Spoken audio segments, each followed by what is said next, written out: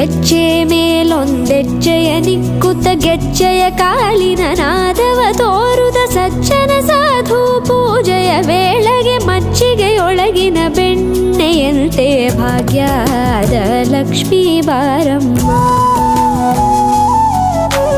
ಹೆಜ್ಜೆ ಮೇಲೊಂದೆಜ್ಜೆಯ ನಿಕ್ಕುತ್ತ ಗೆಜ್ಜೆಯ ಕಾಲಿನ ನಾದವ ತೋರುದ ಸಜ್ಜನ ಸಾಧು ಪೂಜೆಯ ವೇಳೆಗೆ ಮಜ್ಜಿಗೆಯೊಳಗಿನ ಬೆಣ್ಣೆಯಂತೆ ಭಾಗ್ಯದ ಲಕ್ಷ್ಮೀ ಬಾರಮ್ಮ.